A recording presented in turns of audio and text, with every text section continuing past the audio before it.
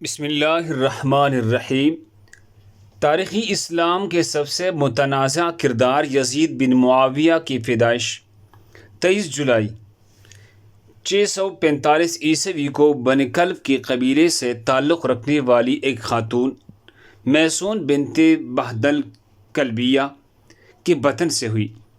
اس کی ماں میسون نے اپنے شوہر کی اجازت سے اپنے نومولود بچی یزید کی پرورش کے لیے اسے اپنے آبائی قبیلے میں لے جانے کا فیصلہ کیا۔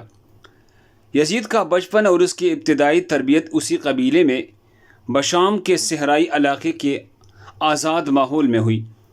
چونکہ یہ قبیلہ نیا دائرہ اسلام میں داخل ہوا تھا، اس سے قبل بڑی حد تک عیسائیت کا پیروکار تھا، اس لیے ان کے رہن سہن اور سماجی ڈھانچے میں ابھی تک سابقہ عیسائی رسوم و رواج اور طور طریقوں کی گہری چھاپ باقی تھی۔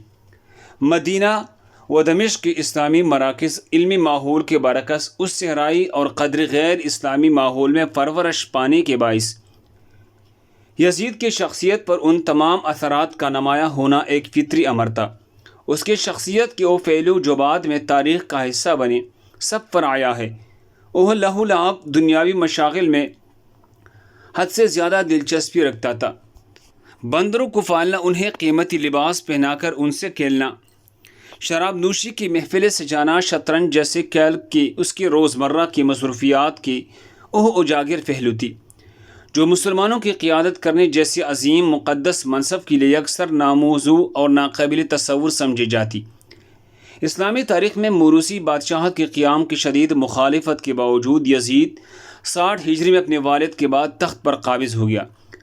حکومت کا اختیار اور طاقت ملتی ہی یزید نے اپنا پہلا اور سب سے اہم شاہی فرمان مدینہ منورہ میں موجود اپنے گورنر ولید بن عتبہ کو ارسال کیا۔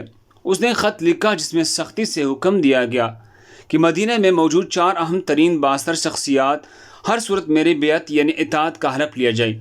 اس معاملے میں کسی قسم کی نرمی تاخیر یا رعایت ہرگز نہ برتی جائے۔ وہ 4 شخصیات یہ تھے: عبداللہ بن زبیر، عبد الرحمن ابی بکر، عبداللہ بن عمر، سب سے بڑھ کر نواسے رسول، جگر گوشہ بطول سیدنا امام حسین۔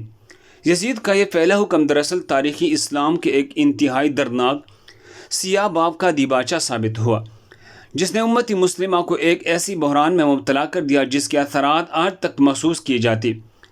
یزید نے مدینہ کے گورنر کو دوسرا خط لکھا تو گورنر مدینہ حضرت امام حسین کے پاس حاضر ہوا اور بتایا، یزید نے مجھے آپ سے زبردستی بیعت لینے کو کہا ہے۔ جب امام علی مقام نے دیکھا کہ مدینے میں قتل و غارت فساد برپا ہو سکتا ہے تو آپ نے حضرت شروع کر دی۔ اپنے خاندان اور کچھ اصحاب کے ساتھ آپ پہلے مکہ گئے، پھر کوفہ کی طرف روانہ ہو گئے، لیکن 18,000 کوفیوں نے امام حسین کے بیعت توڑ دی۔ پھر واقعہ کربلا پیش آیا۔ کربلا کا دلخراش واقعہ ہی یزید کا سب سے بڑا گناہوں ناکام تصور کیا جاتا۔ یزید نے عبیداللہ ابن زیاد جیسے گورنر کو کوفہ میں تعینات کیا، جس کو حکم دیا گیا کربلا میں ہی حضرت امام حسین سے بیعت لی جائے، بصورت دیگر ان سے جنگ کی جائے۔ عبیداللہ ابن زیاد کے حکم سے شمر اور عمر ابن سعد نے کربلا پر لشکر کشی کی۔ نواسے رسول ان کے 72 جانشینوں کو 3 دن تک پیاسا رکھ کر شہید کر دیا۔ تاریخی کربلا ایسی دردناک واقعہ ہے کہ بہت سے تاریخ دانوں نے اسے لکھتے لکھتے خون کے آنسو بہائے ہیں۔ ایسا ظلم کیا گیا جس کی کوئی مثال نہیں ملتی۔ بچے، بوڑھے، جوان، یہاں تک کہ عورتوں کو بھی قیدی بنایا گیا۔ عورت بھی کوئی عام نہیں ہے، وہ نبی جو وجہ کائنات ہے، یہ انہیں کی نواسیت ہے۔ اللہ اکبر۔ پھر یزید کے دربار میں امام حسین کا سر مبارک پیش کیا گیا۔ اس نے آپ نے سر مبارک کی بھی توہین کی۔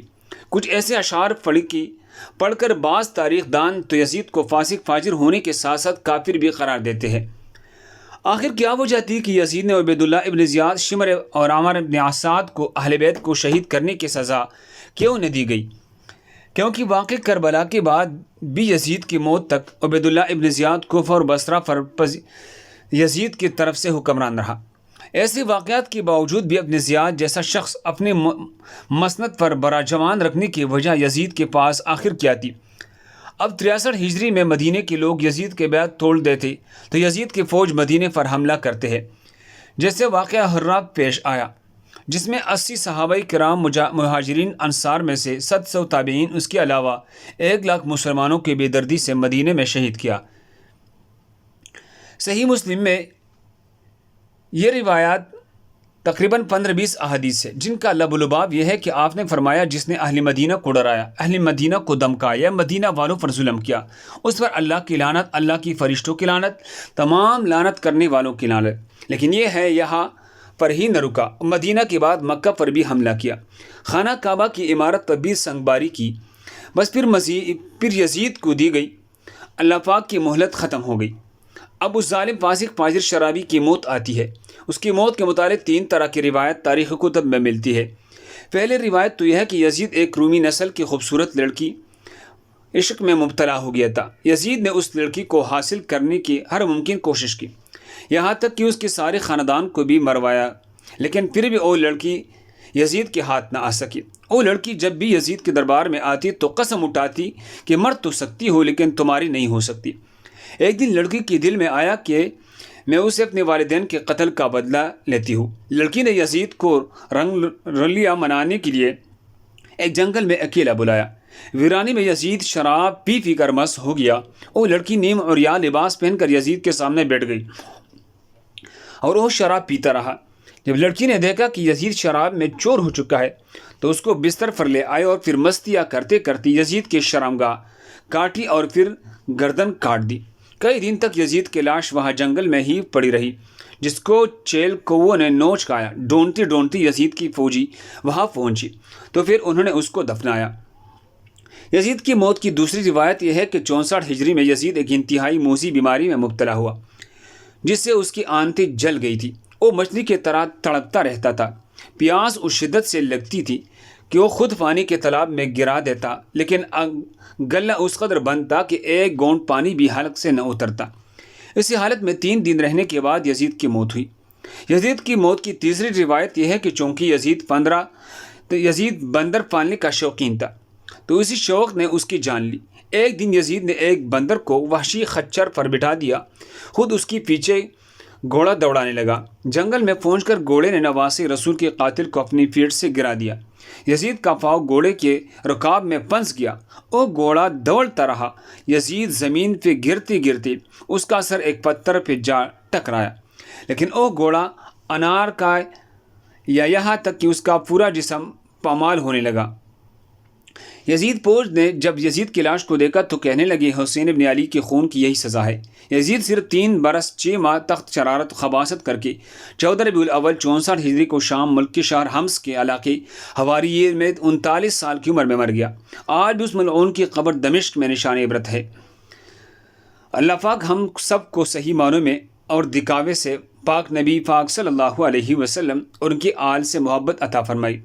ہم بھی نبی آخر الزمان حضرت محمد صلی اللہ علیہ وسلم اور اہل بیت پر اپنی جان مال عزت قربان کرنے والوں میں شامل ہو جائے۔ اے اللہ پاک ہماری دعائیں قبول فرمائے۔